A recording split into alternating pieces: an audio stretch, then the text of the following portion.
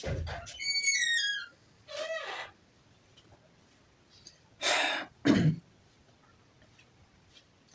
लोगों का welcome. Hello दोस्तों, आप सभी का इस चैनल पे स्वागत है। मेरा नाम है अंकित। आप देख रहे हैं प्रकाश का परावर्तन। क्लास सेकंड है प्रकाश के परावर्तन की। प्रकाश के परावर्तन में आज देखेंगे गोलीय दर्पण। गोलीय दर्पण क्या होता है? गोलीय दर्पण स्पेसिफिक मिरर, इसको इंग्लिश में बोलते हैं। लिखना चाहोगे लोग?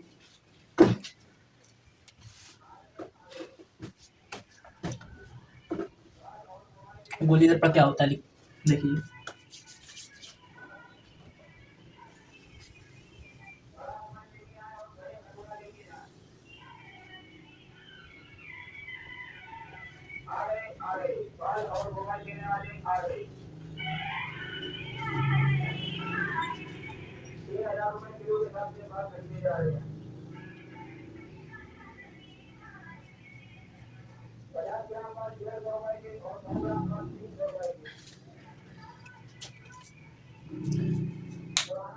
गोलीय दर्पण क्या होता है? गोलीय दर्पण कांच के खोखले गोले का कटा हुआ भाग को गोलीय दर्पण कहते हैं। कांच के खोखले गोले का कटा हुआ भाग को गोलीय दर्पण कहते हैं। कांच का एक गोला है, उसमें कुछ भाग को काट लिया है, यही दर्पण हो गया। ठीक है, गोलीय दर्पण।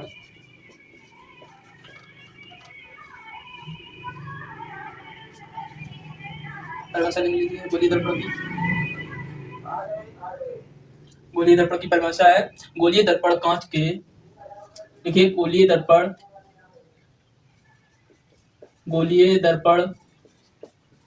कांच के खोखले गोले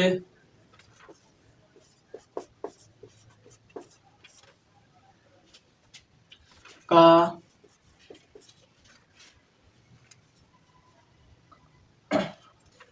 काटा गया एक भाग होता है, जिसे क्या कहते हैं? गोलीय दर्पण कहते हैं।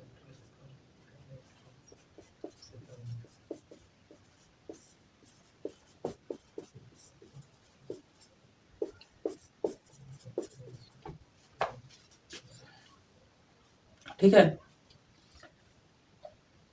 परिभाषा ये हो गई। कांच के गोलीय दर्पण कांच के खोखले गोले का एक काटा गया एक भाग होता है, जिसे गोलीय दर्पण कहते हैं। ठीक है, इसके एक साइड पे पेंट होता है, पॉलिश होता है,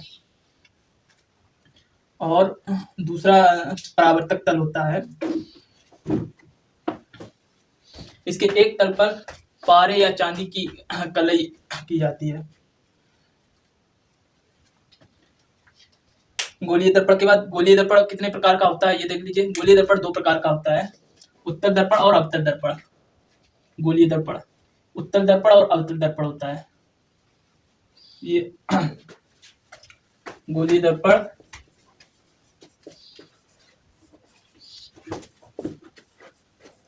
दो प्रकार का होता है।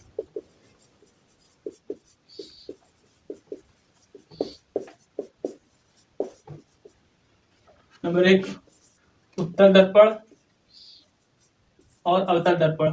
नंबर दो पे है उत्तल दर्पण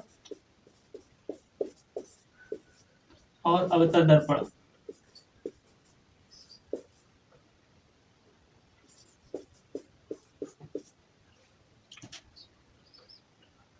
उत्तल दर्पण क्या होता है? उत्तल दर्पण हेडिंग डाल लो, उत्तल दर्पण। इसको इंग्लिश में बोलते हैं, इंग्लिश में लिखना चाहो तो लिख लो कॉनकेव मिरर। कौन कॉन्वेक्स मिरर,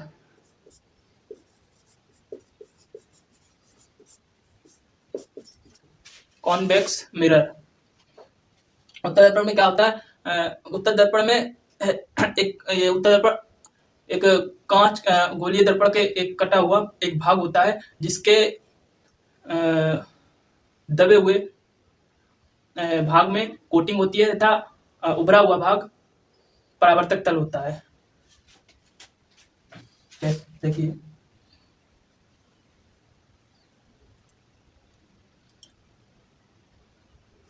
उत्तर दर्पण इस प्रकार से होता है। पीछे वाले भाग पर कोटिंग होती है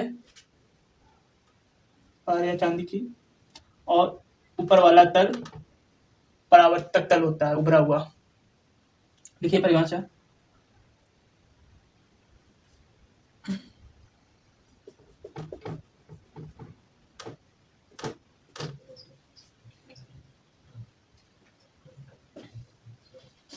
इस पे कलई होती है, कलई या पेंट,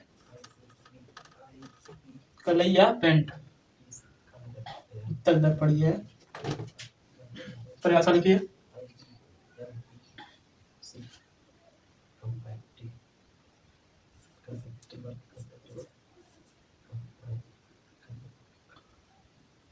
वह गोलीय दर्पण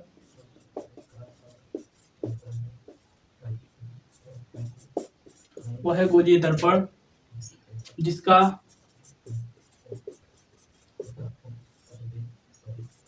परावर्तक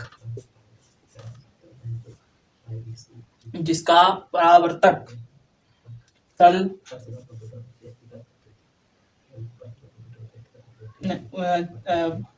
परावर्तक तल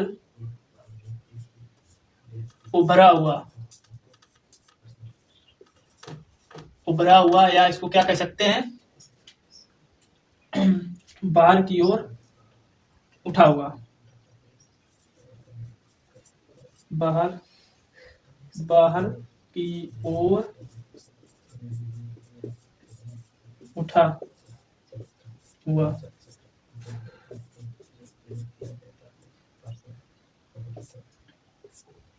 बाहर की ओर उठा हुआ हो।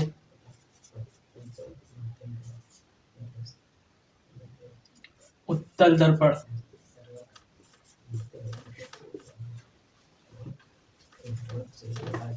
कहलाता है।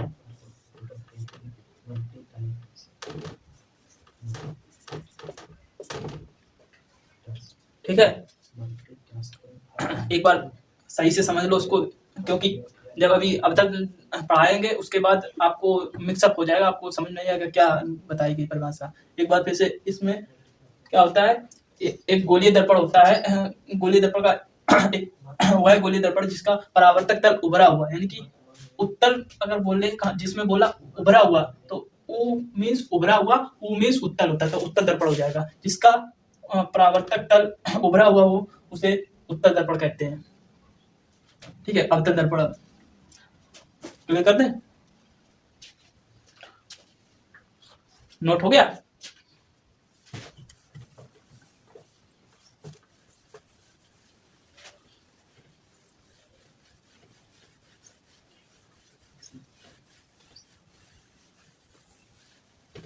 अवतल दर्पण देखिए, अवतल दर्पण क्या होता है?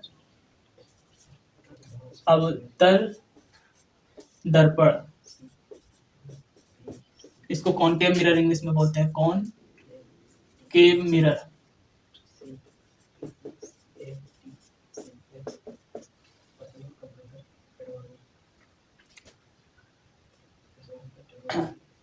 अवतल दर्पण यानी कि अंदर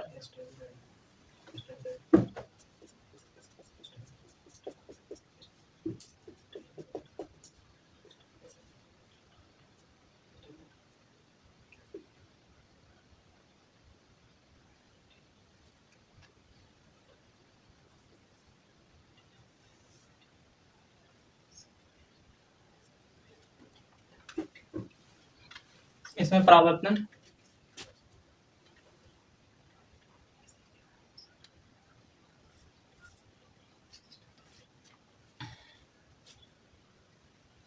इस पे कलई होती है, पार्ट पे अवतल दर्पण में क्या होता है, वह गोलीय दर्पण, वह गोलीय दर्पण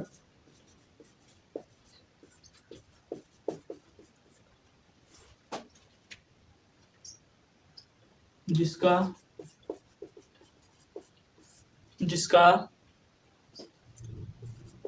परावर्तक तल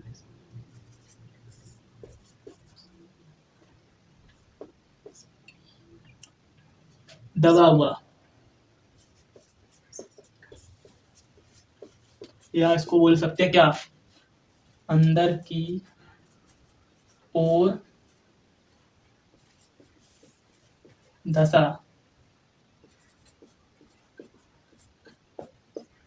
हुआ हो, क्या कहते हैं, अवतल दर्पण कहते हैं।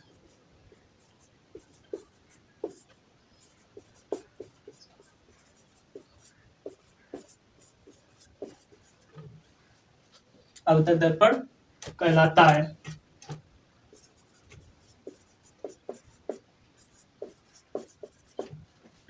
अवतल दर्पण में क्या होता है, जो परावर्तक तल होता है वो दबा हुआ होता है। आ मीन्स अंदर की ओर, अवतल, आ मीन्स अवतल, पहचान कर लेना।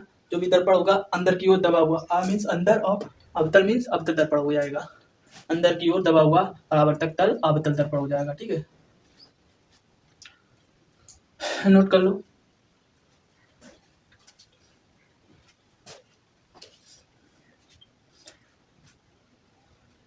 अब कुछ परिभाषाएं गोलीय दर्पण से संबंधित है, ये वो पूछी नहीं जाती पर इनको समझना जरूरी होता है। लिखना चाहो तो देख लो। दर्पण का ध्रुव क्या होता है,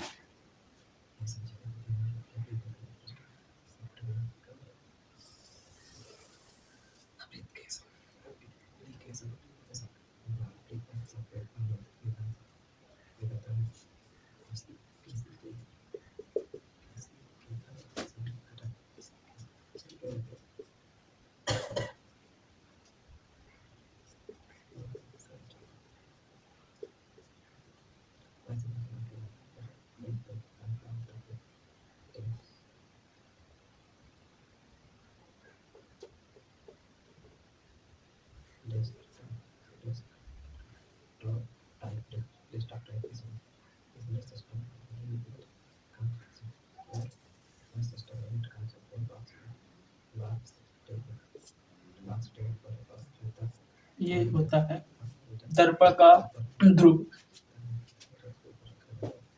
P।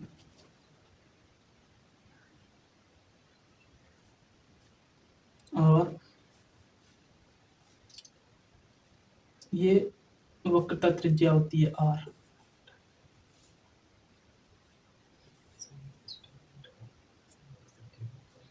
और मुख्य अक्ष क्या होता है, पहले ध्रुव देख लीजिए। दर्पण का ध्रुव क्या होता है, दर्पण का परिभाषा लिखो, ध्रुव इसको बोलते हैं pole of mirror, pole of mirror, इसलिए इसको P से प्रदर्शित करते हैं, इंग्लिश में पोल ध्रुव को बोलते हैं।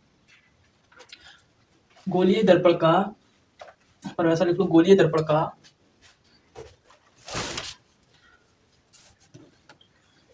गोलीय दर्पण के लिखो, गोलीय दर्पण के परावर्तक पृष्ठ के केंद्र को दर्पण का पोल कहते हैं। परावर्तक तल का केंद्र है ये, केंद्र को क्या कहते हैं, परावर्तक तल के केंद्र को पोल कहते हैं। ठीक है, दूसरी परिभाषा लिखो, वक्रता केंद्र, इसको इंग्लिश में बोलते हैं सेंटर ऑफ कर्वेचर। वक्रता केंद्र,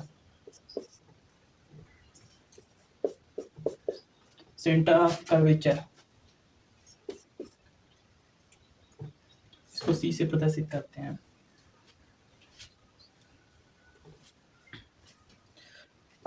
गोलीय दर्पण का परावर्तक तल कांच के जिस खोखले गोले का भाग होता है उस गोले का केंद्र दर्पण का वक्रता केंद्र कहलाता है।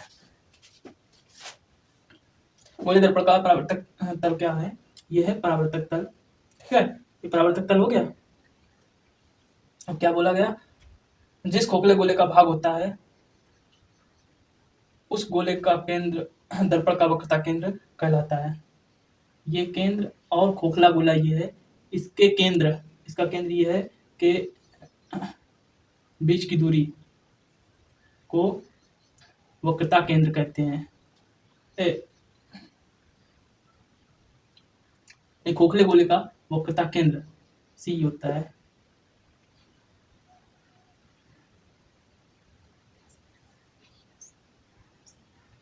सी होता है, खोखले गोले का केंद्र ही वक्रता केंद्र होता है। ठीक है, या इसको दूसरी तरह से जो लिखवाया परिभाषा उसमें कहा गया वक्रता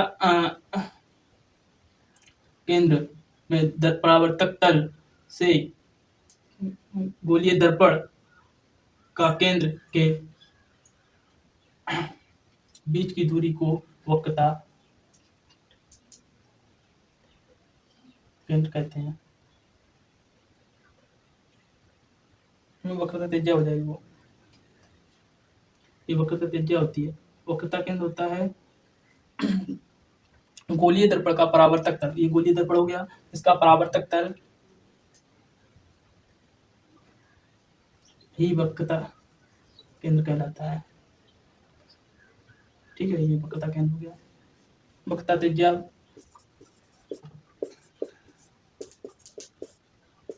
अभी जो बताई थी, वक्रता त्रिज्या आर ये होती है वक्रता केंद्र से दर्पण के ध्रुव के बीच की दूरी को वक्रता त्रिज्या कहते हैं। ठीक है, इसको आर से प्रदर्शित करते हैं। अब मुख्य अक्ष देख लो। मुख्य अक्ष क्या होती है? परिभाषा की जरूरत नहीं इसमें, ये ना ही पूछी जाती है, केवल क्वेश्चन में इनकी जरूरत पड़ेगी। मुख्य अक्ष देख लो। मुख्य अक्ष क्या होती है? मुख्य अक्ष दर्पण गोलीय दर्पण का पोल, जो दर्पण का ध्रुव है, ध्रुव से वक्रता केंद्र के बीच की दूरी को ही मुख्य अक्ष कहते हैं।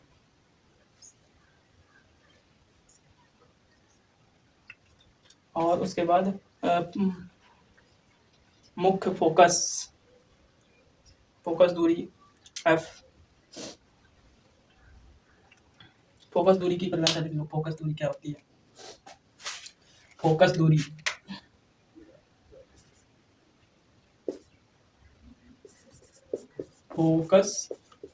दूरी इनको गोलीय दर्पण के ध्रुव तथा मुख्य फोकस के बीच की दूरी को गोलीय दर्पण कहते हैं। गोलीय दर्पण के ध्रुव तथा मुख्य फोकस के बीच की दूरी को गोलीय दर्पण कहते हैं। के बीच की दूरी को फोकस दूरी कहते हैं।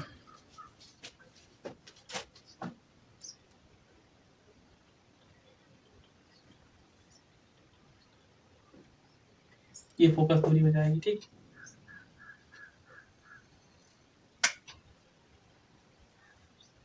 फोकस दूरी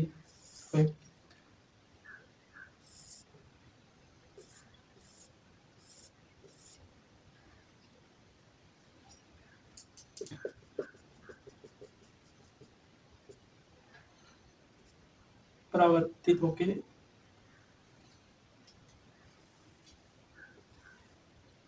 जिस अक्ष पे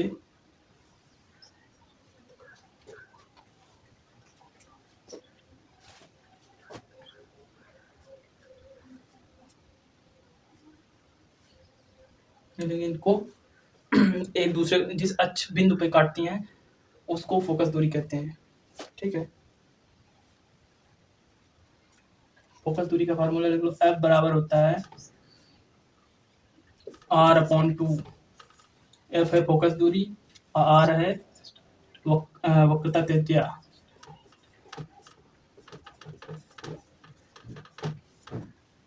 ठीक है, नोट कर लो। हो गया, क्लियर कर दें।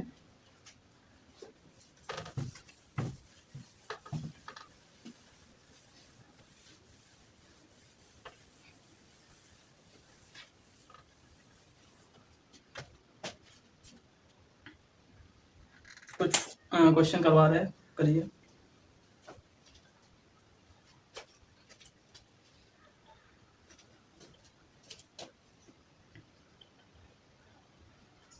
क्वेश्चन दिया है, एक अवतल की वक्रता त्रिज्या है।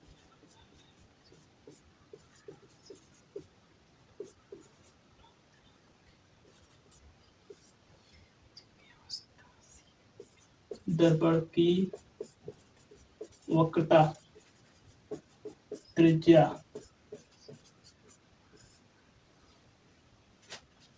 50 सेंटीमीटर है। इस दर्पण की फोकस दूरी क्या होगी?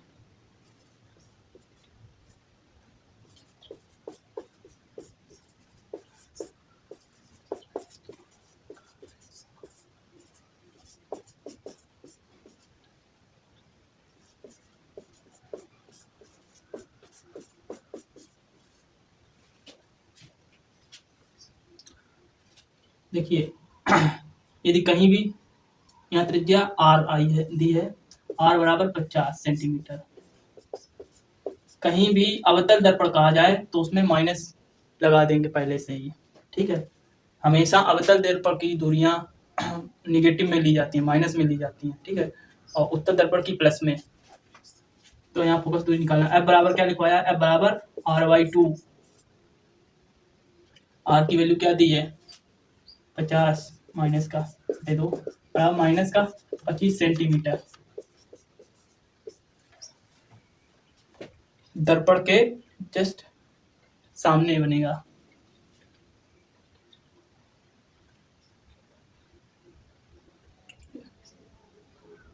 फोकस दूरी कितनी है? 25 सेंटीमीटर है अवतल दर्पण की।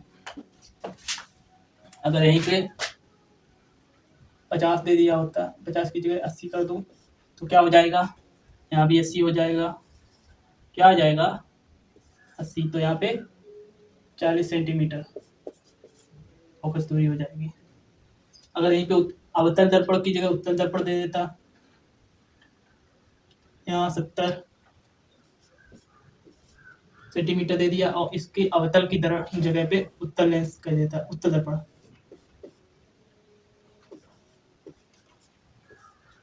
तो यहाँ माइनस नहीं आएगा, फिर ये प्लस का रहेगा, प्लस का 70। यहाँ भी प्लस का 70। तो ये क्या हो जाएगा? यहाँ पे फोकस दूरी कितनी हो जाएगी? 35 सेंटीमीटर। ठीक है, नेक्स्ट क्वेश्चन। उत्तल दर्पण की फोकस दूरी 15 सेंटीमीटर दी है।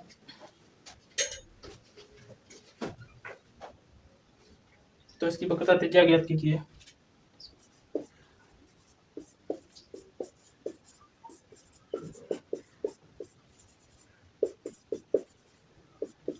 फोकस दूरी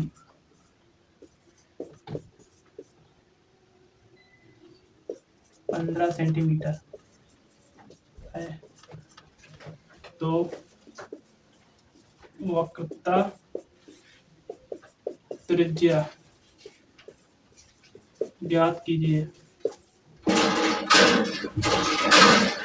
तो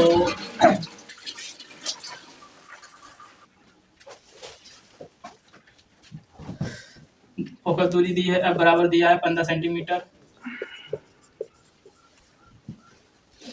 वक्रता त्रिज्या r पूछा गया, f बराबर होता है r/2। तो यहाँ से निकल आएगा r equal to 2f।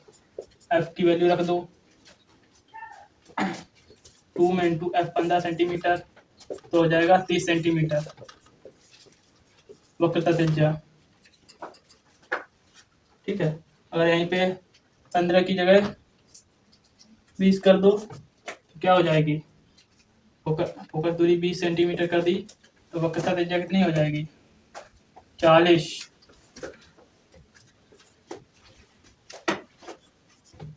Centimetre. ठीक है, 30 कर दो इसको।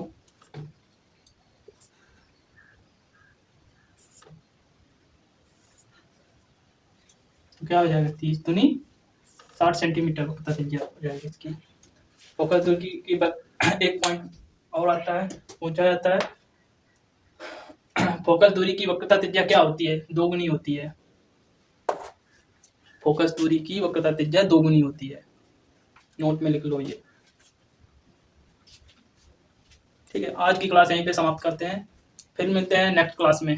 तब तक के लिए बाय बाय, और सभी लोग क्लास को शेयर कर दें। थैंक यू, धन्यवाद।